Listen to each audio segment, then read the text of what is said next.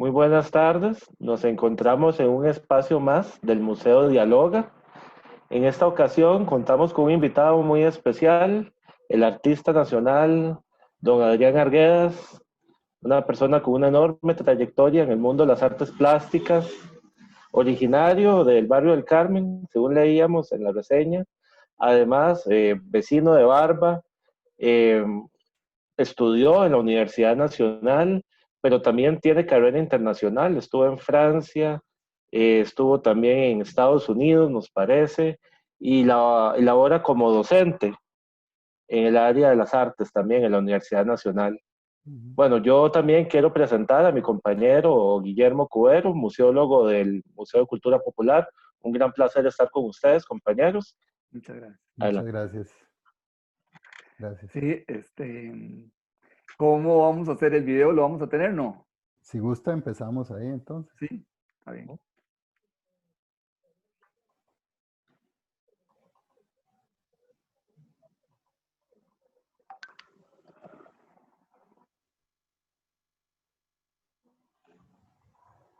Nací y vivo a los pies del volcán, entre tejedores de canastos y gente pobre, donde la historia se escribe en las paredes. Mi tío Carlos decía que el volcán le regaló las máscaras. Crecí entre sus gigantes, demonios, calaveras, borrachos y mujeres cuyos peinados parecían iglesias barrocas. Jugaba en sus cafetales detrás de mi casa. Ahí construí mis juguetes y fumaba mata de chayote. Aprendí a volar con mis papalotes y las golondrinas, a trabajar como una hormiga a la par de mi madre. No veo diferencia entre las máscaras de mi tío, mis juguetes y lo que llamamos arte. Encontré la magia en sus pinturas, sus santos y sus moldes. Él fue mi primera influencia. Su actitud ante la vida y el trabajo ha sido mis ejemplos hasta hoy.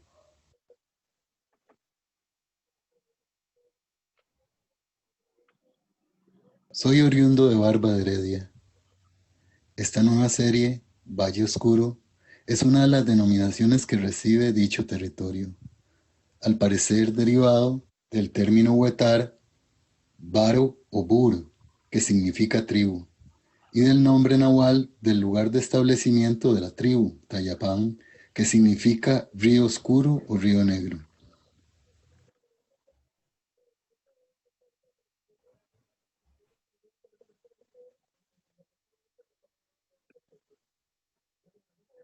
Esta exposición está compuesta de máscaras, objetos, pinturas al óleo, acuarelas, grabados y acciones performativas.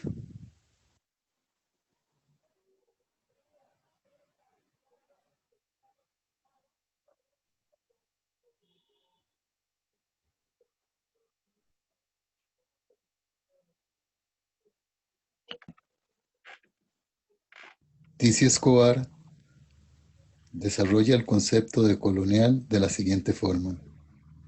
Ya se sabe que el encuentro intercultural desarrollado a lo largo de los tiempos coloniales produjo no solo casos feroces de extinción y etnocidio, sino fuertes procesos simbólicos e imaginarios de reajuste y reposición transcultural.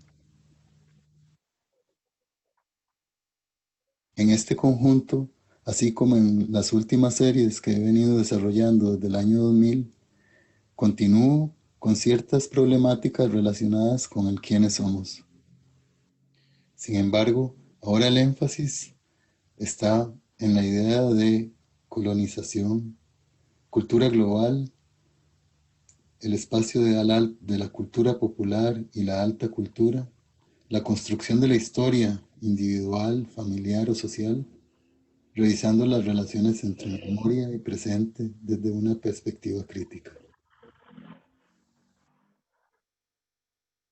Agradezco profundamente la posibilidad de mostrarles este nuevo proceso y a la vez revisar mis 30 años de carrera. Espero que este documento genere una serie de inquietudes y que podamos compartir el proceso creativo. Bueno, eso era. Ujú. Bueno, Adrián, excelente. Tenemos una presentación de lujo de una autobiografía, pero muy desde el alma, ¿verdad? Muy desde el interior del artista, ¿verdad? ¿De qué año es de este video? ¿Es de este año? No, esto es lo que he estado produciendo durante el encierro. Ah, ok, ok. Lo inicié el año pasado, pero decidí hacer un videíto para Digamos que compartirlo es en las redes. Es 2020. muy casual, es un paneo, un solo paneo, un Ujú, solo movimiento de cámara ahí, pero era más como para que la gente supiera un poco sobre el proceso y de algunas perfecto, ideas que estoy trabajando. perfecto. Me gustaría que nos refiriera un poquito, porque como usted ha trabajado, usted es uno de los artistas, digamos, nacionales que más ha incorporado, creo yo, la mascarada popular en en su obra pictórica y plástica en general.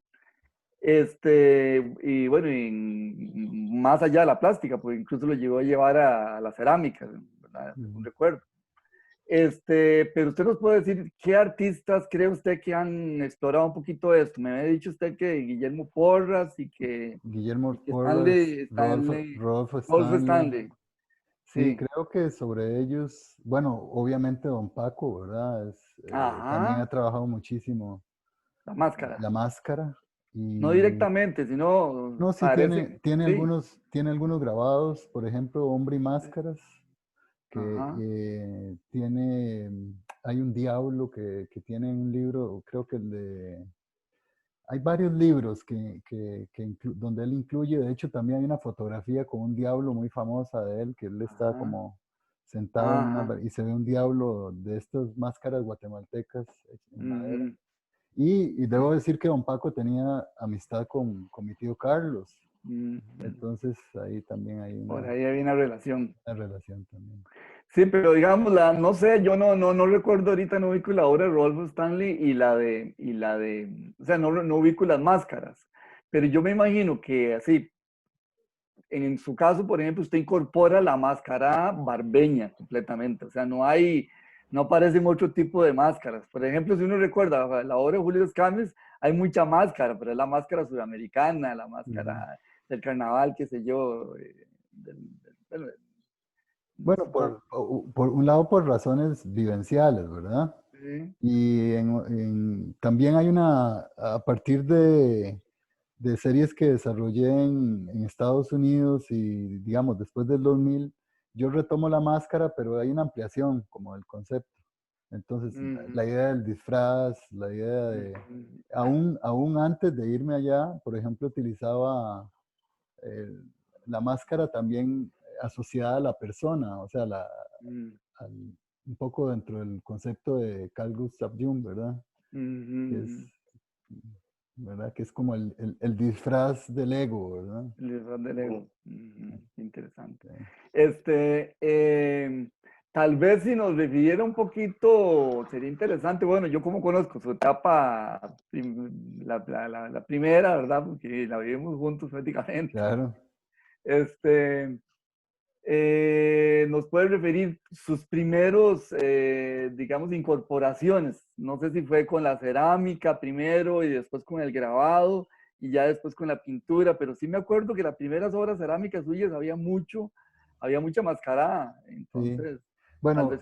tal vez antes de abordar el tema, decir que para contextualizar que Guillermo Cubero y yo fuimos compañeros en la universidad en el periodo digamos, como bachilleres. Y entonces, además tuvimos una relación muy estrecha, muy fuerte, y yo creo que también hubo mucha influencia, y yo debo agradecerle a Memo públicamente acá, todo su bagaje y toda su experiencia que a mí me nutrió muchísimo. En esa época Memo trabajaba en el Museo Nacional y también esa relación con el Museo Nacional y con Memo a mí me permite ver toda la imaginería religiosa. Mi trabajo tiene mucho que ver con eso tiene que ver, obviamente porque la mascarada es un evento que está en el contexto de la, digamos, de la religión católica, surge a partir de la religión católica, obviamente es una manifestación pagana, pero está dedicada a la Virgen de los Ángeles inicialmente. Y lo que sí, bueno, cuando estudiábamos en la época inicial, en los años 80, nosotros tuvimos una formación en artesanía, lo que se llamaba artesanía, y el énfasis en esa primera exploración de primer año, la verdad, Memo, yo Guillermo, discúlpeme, Me compañero puedes mío, decir, me decirle, puedes decir Memo. eh, eh, eh, eh, no, en ese periodo todavía no había como influencia de mi tío Carlos, era un periodo muy inicial.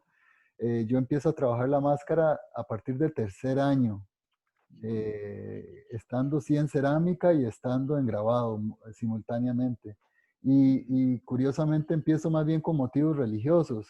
Me acuerdo de los paseos que hacíamos al cementerio, los paseos que hacíamos al Museo Nacional y ahí empiezan más bien toda esa imaginería religiosa a ser muy potente.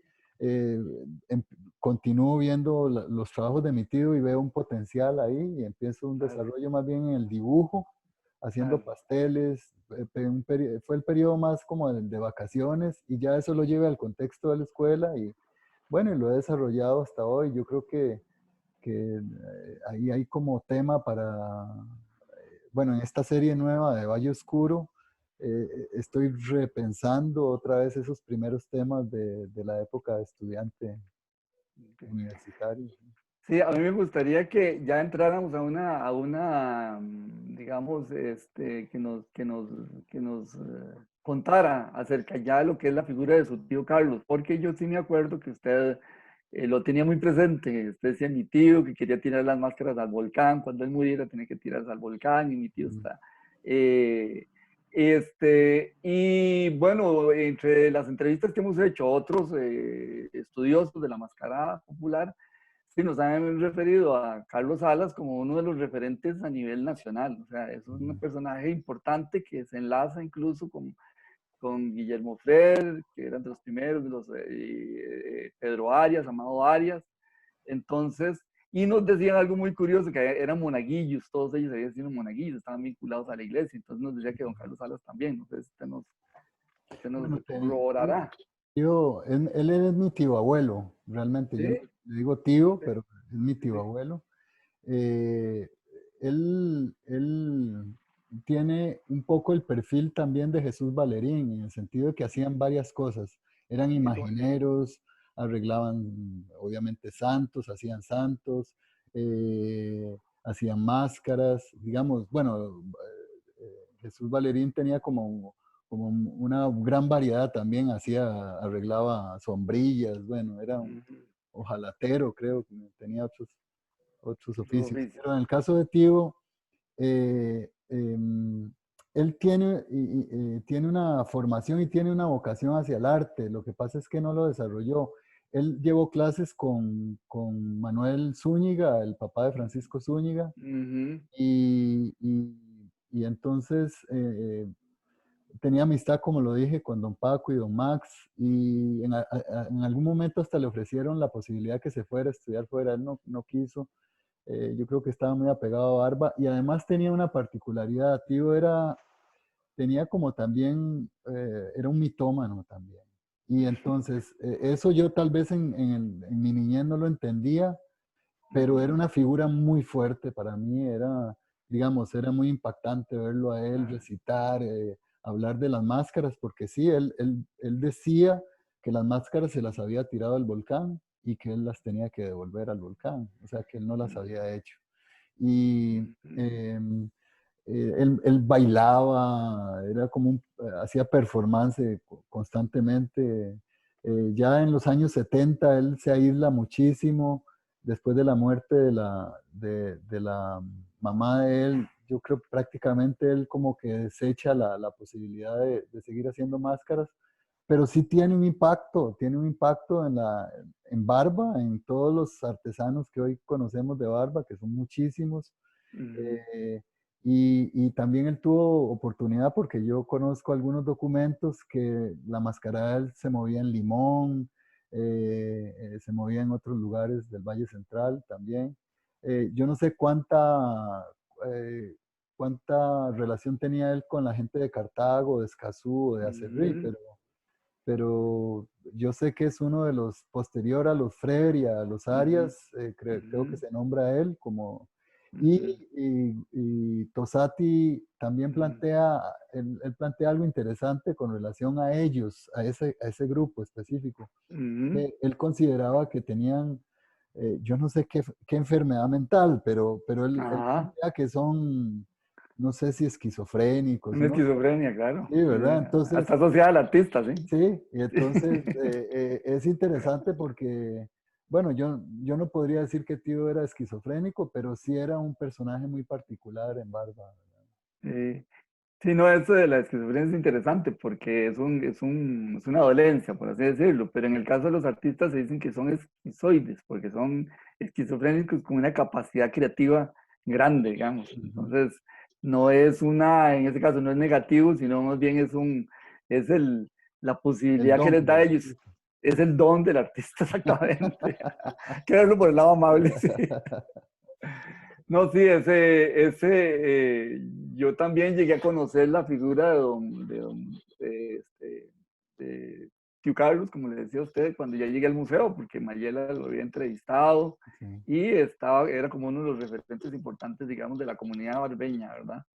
Lástima que nosotros no llegamos a tener piezas de la colección de él, ¿verdad? Sí. Bueno, tal Es- vez en algún momento se podría hablar, ustedes pero tienen, porque sí. esto que está aquí atrás, con Ajá, excepción del gigante, que yo lo ajá. hice, es como no es una réplica, pero es recordando. Es una reproducción Sí, del sí. estilo. Algunas de estas piezas sí son de lo que yo por lo menos conservo. El problema fue que hubo un momento donde el trabajo de él salió del taller de él, de la casa, y después regresó, pero no regresó la misma cantidad, y entonces se perdieron ahí en el camino. Y yo sé que hay mucha gente en Barba que tiene máscaras. Y yo hace poquito vi a Bombillo, está Ajá, restaurando una máscara sí. de él, pero muy Bueno, dañada, sí, él pero es muy uno de dañada. los que tiene, creo que él tenía como un charro mexicano. Un mexicano, Sí, sí, sí. Yo tengo sí. lo que sí tengo yo es un acopio fotográfico que eventualmente yo se lo podría dar al museo como referencia también. Ah, qué bueno. Sí, Sí, sí, sí, sí, sí, para sí. tener una copia, sí, tener Sí, un documento, por lo menos para tenerlo registrado sí, documentalmente, ¿verdad? Ya sí, que sí, sí. no las tenemos en físico.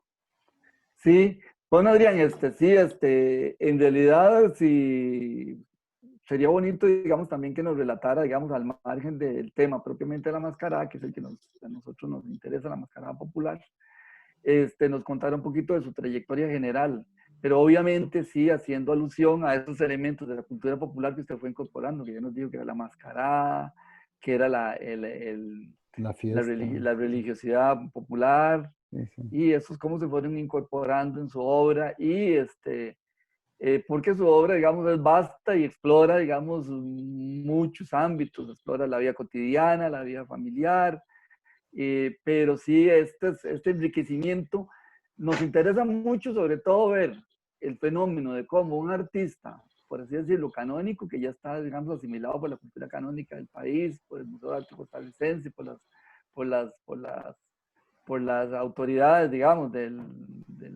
la cultura, nutrió su obra de una manera tan legítima como lo ha hecho usted de la cultura popular. O sea, no es una pose. O sea, yo porque conozco el proceso lo sé, que usted no incorporó eso por decir, bueno, ¿de qué me agarro ahora para la próxima exposición? Que eso suele suceder, ¿verdad? Sino que en el caso suyo usted la incorporó de una manera legítima. Bueno, ya nos acaba de decir, y tiene, usted es como lo trae, digamos, de su propia familia, ¿verdad? De su propia tradición familiar. Entonces, sí, reflexionar un poquito en su obra en general, que nos contara, y además cómo incorporó todos estos elementos de cultura popular en la obra. Como le digo, es sumamente interesante porque a nuestro museo le interesa la cultura, no de élite, sino la cultura popular, pero en el caso suyo es un caso muy interesante de incorporación de cultura popular. Eso se da muy poco, es decir, eso se da no sé, en grandes artistas como Goya, tal vez, o, ¿verdad? Como, pero el artista casi siempre tiende a producir una cultura de élite, ¿verdad? No incorporar y revalorizar la cultura popular, que es lo que ha hecho usted, ¿verdad? Entonces sí me gustaría que se refiriera un poquito a eso.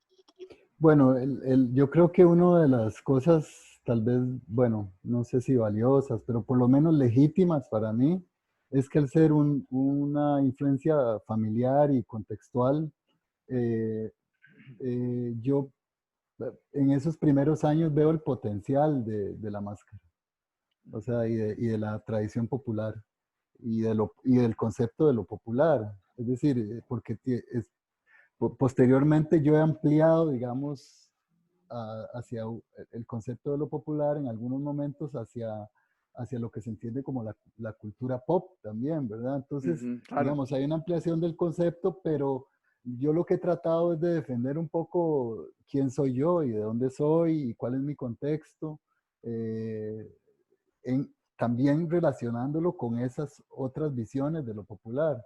Y yo lo que percibo, digamos, y lo que a mí me parece importante de la mascarada es que es un micromundo. Es decir, yo puedo a partir de la mascarada hablar de temas relacionados con la condición humana, que eso es básicamente de lo que yo trato.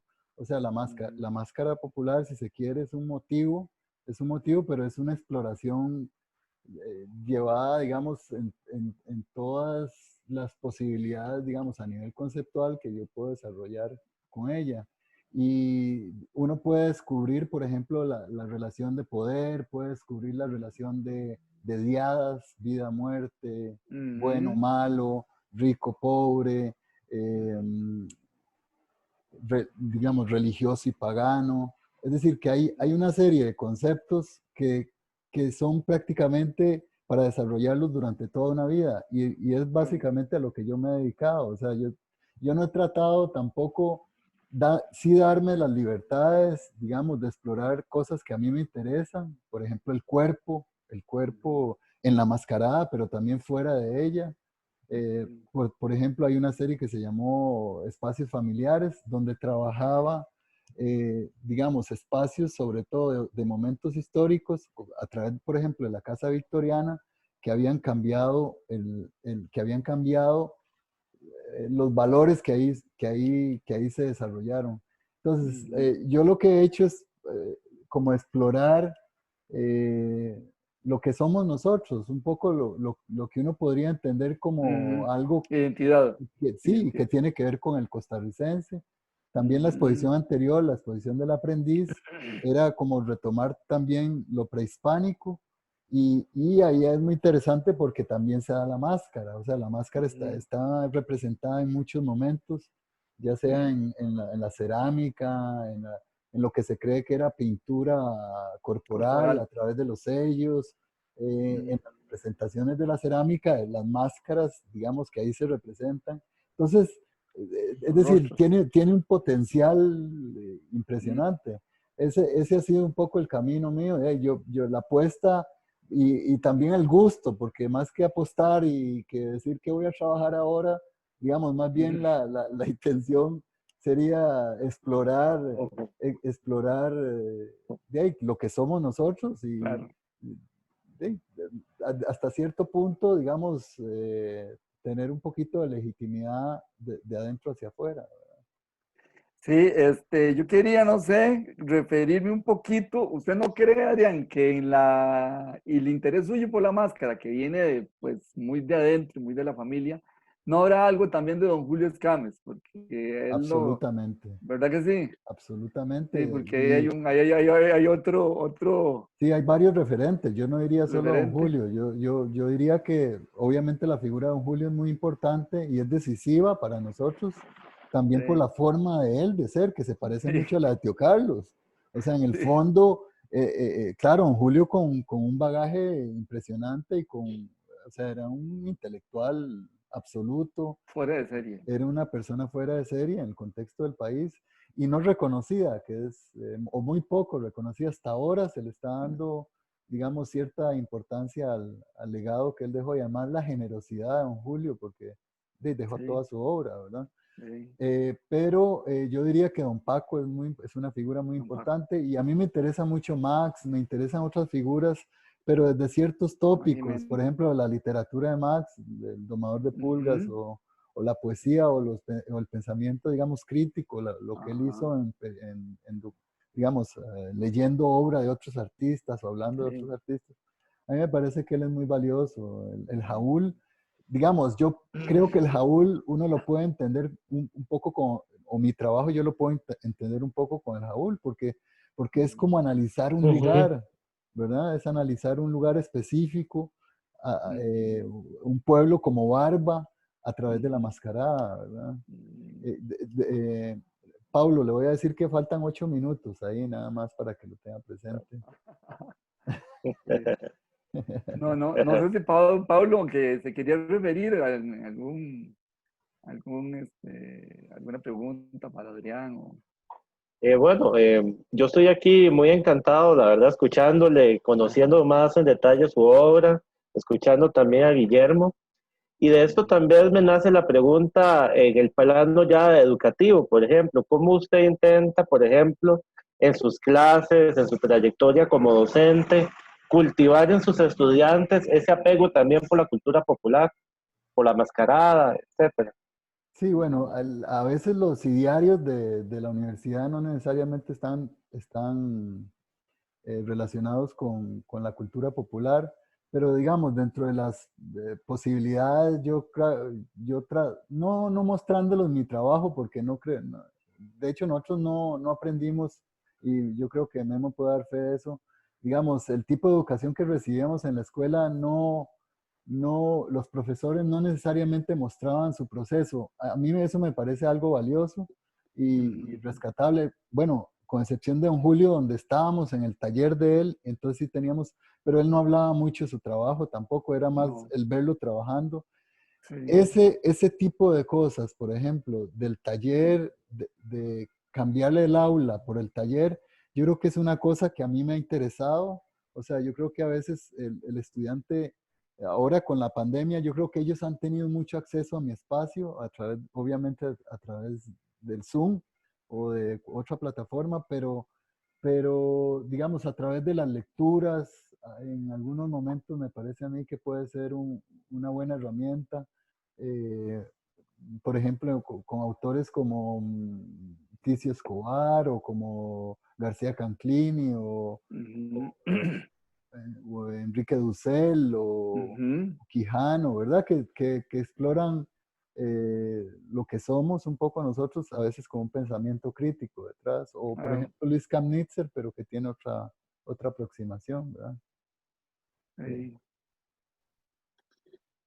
Sí, Adrián, tal vez, no sé, como a manera de cierre, nos gustaría que usted nos relatara sobre su, digamos, esta propuesta que es como la última que usted estaba, digamos, produciendo en esta encerrona de cuarentena. Ujú. Entonces, ¿cómo está madurando usted toda esta propuesta que va a poder estar a disposición de la cultura nacional en, qué sé yo, en los próximos meses o tal vez a manera de cierre que nos contara cómo es que usted está madurando toda esta propuesta y anticiparnos qué es lo que la gente va a poder ver en esta propuesta?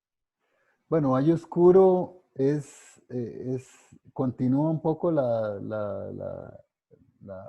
un poco dentro de la línea del aprendiz, en el sentido de que es una exploración con muchos materiales, sí, con el motivo de la mascarada, como lo dije en algún momento, eh, tratando de explorar esa especie de mundo que se da ahí para hablar de nosotros. Entonces, por ejemplo, lo que hice fue desarrollar una serie de pinturas que se ven ahí, máscaras, porque va a haber máscaras, va a haber, por ejemplo, performance, Mm, un poco porque digamos, las características de la mascarada popular tienen dentro de ella como todas las artes. O sea, es un ujú. evento total, ¿verdad? Sí. Incluye la música, la danza, en algún Ujú. momento la poesía o el texto, incluye el baile, es decir, la plástica. Entonces, yo estoy tratando de incluir eso como parte de la exploración a través de ciertos personajes que ya no, que algunos tienen un carácter histórico, como el parado de manos, o la copetona, o hay un personaje de estos donde hay uno que está encima del otro, que, digamos, tiene una riqueza, digamos, que a nivel de contenido yo puedo explorar mucho. Entonces estoy trabajando con eso, con acuarelas. También hay una exploración importante para mí dentro de la serie que tiene que ver con mis hijos, como decía, que tiene que ver con la exploración del aprendiz. Y es como mis hijos también, ellos toman esa información, la hacen de ellos y la representan desde otro lugar. Entonces, esa parte estilística también yo quiero romperla en mi trabajo, porque me parece que, digamos, una de las cosas valiosas para mí, que eso nosotros lo aprendimos, es lo procesual. O sea, no es el objeto Claro. terminado, sino la experiencia del hacer y del investigar y de buscar. Pero sí tiene que ver con la condición humana, tiene que ver con lo decolonial, Qué bueno. tiene que ver con el fenómeno transnacional, que son cosas que yo he explorado prácticamente desde que empecé, antes sin saberlo de manera así directa y ahora un poquito más fundamentado, porque de eso se trata también, de buscar información y cosas que nutran el proceso.